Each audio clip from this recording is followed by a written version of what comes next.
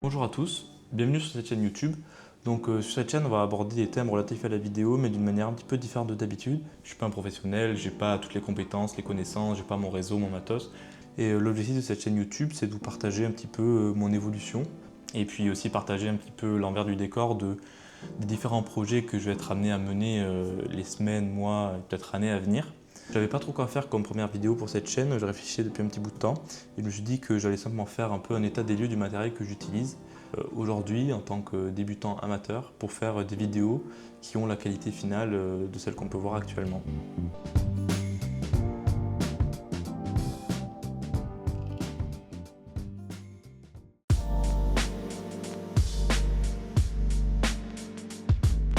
Donc en ce qui concerne le boîtier, moi j'ai un Fujifilm X-M5, donc c'est un modèle entrée de gamme compact de la gamme X de Fujifilm. L'avantage c'est qu'il est léger, compact, il rentre dans une poche. Moi je l'ai pris parce que je savais que j'avais une longue période à l'étranger à faire, que j'allais pas mal voyager, donc je voulais vraiment pouvoir faire le plus de photos et de vidéos possible. Bon, c'est un boîtier qui maintenant, même pour faire un aspect un peu plus posé en intérieur, essayer d'avoir un rendu un petit peu plus pro, fonctionne quand même assez bien parce que il filme en 4K, il peut même faire de l'open gate en 6,2K. Bon, peut-être l'autofocus qui peut parfois un petit peu ramer, mais ça reste quand même intéressant. C'est sûr, c'est pas l'autofocus de Sony, mais ça fonctionne quand même assez bien.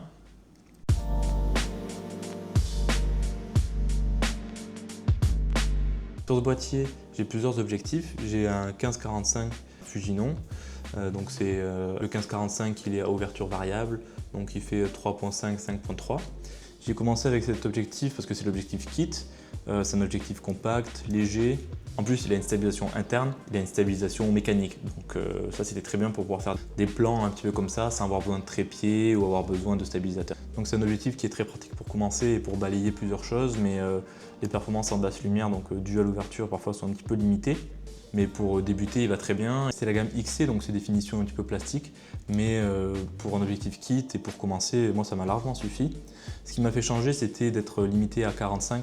C'est-à-dire que parfois je voulais pouvoir zoomer un petit peu plus. Donc c'est pour ça que je passais à un deuxième objectif que j'ai pris en complément. J'ai acheté un 50-230 qui est donc une sorte de petit téléobjectif de la gamme XC de pareil Tamron Fujifilm, donc de Fujinon. C'est un objectif qui me permettait pendant mes voyages de vraiment pouvoir avoir un zoom assez important pour pouvoir prendre des bâtiments, des animaux, des choses comme ça.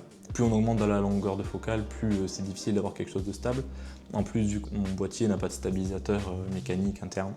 Mais il y a une stabilisation mécanique à l'intérieur aussi qui permet quand même déjà de limiter un petit peu la casse. Mais honnêtement, pour le prix et pour ce qu'il peut faire en photo comme en vidéo, je le trouve assez complet, en tout cas en tant qu'amateur. Et récemment, en addition donc, de ces deux objectifs, je suis parti sur le Sigma 1850 f2.8. Déjà, c'est une ouverture fixe, peu importe la longueur de focale, on a un f2.8. Là, comparé à ces objectifs-là où dès qu'on zoome, on perd en luminosité, là, ça reste toujours fixe. Puis la qualité de fabrication, la qualité de l'image est quand même supérieure à ceux de la gamme XC. Donc c'est l'objectif que je préfère utiliser le plus souvent pour des vidéos comme ça, posées, parce qu'effectivement, il n'y a pas de stabilisateur dedans. Donc il faut soit avoir un stabilisateur ou soit avoir un trépied, parce que par exemple, moi sur le Fujifilm X-M5, j'ai pas de stabilisateur interne. Si on veut faire des plans à la volée avec ce setup-là, c'est un petit peu compliqué.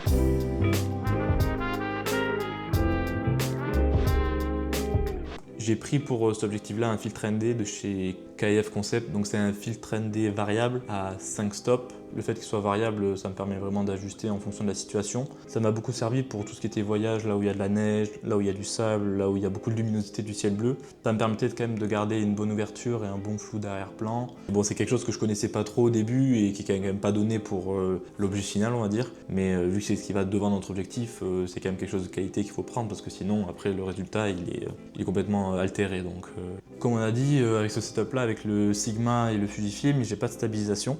Donc c'est pour ça que je suis parti sur le RS3 Mini. C'est quelque chose où il faut prendre un peu la main dessus quand même, que ce soit pour le réglage des axes ou voir comment les axes se comportent en fonction du modèle de stabilisation. Mais quand on passe de nous qui faisons un mouvement pour essayer de ne pas bouger à avoir une prise ferme sur le stabilisateur et les axes qui compensent tous les mouvements, c'est vraiment quelque chose qui fait passer la qualité de la vidéo finale au niveau supérieur.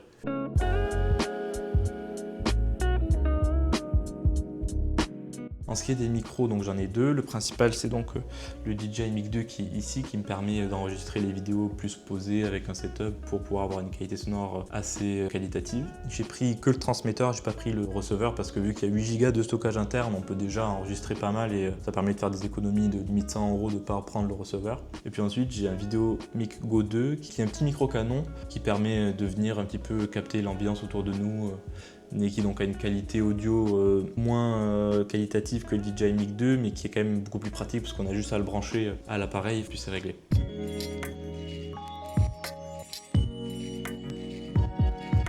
Donc pour ce qui est des lumières, moi je vais les séparer en deux.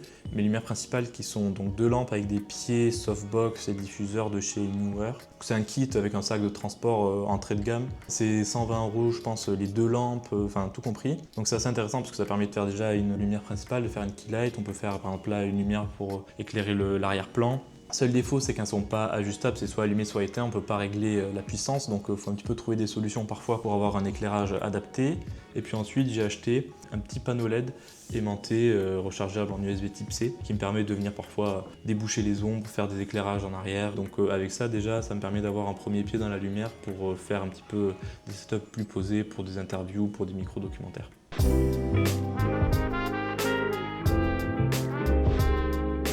Pour ce qui est du stockage, sur le Fujifilm, c'est une carte SD de 128 Go.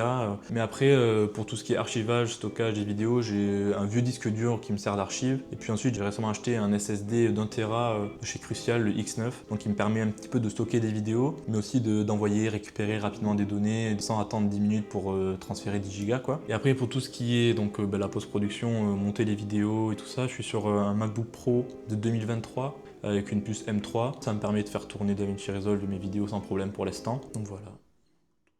Merci d'avoir regardé la vidéo. Sûrement dans les mois qui arrivent, on va faire avec un ami à moi du contenu un peu plus behind the scene de certains projets d'entreprise qu'on va essayer de faire. Ou alors un petit peu plus des vidéos comme là, plus posées, où on va aborder différents sujets. Là aujourd'hui c'était un petit peu le matériel, mais on va peut-être pouvoir aborder un petit peu plus la mise en place des setups, par exemple pour faire de l'interview, ou alors par exemple la réalisation d'un portfolio. C'est des choses que quand on est débutant, on va devoir faire, donc je vais devoir y passer et donc je vais essayer de le partager avec vous. Voilà, merci d'avoir regardé et puis à bientôt.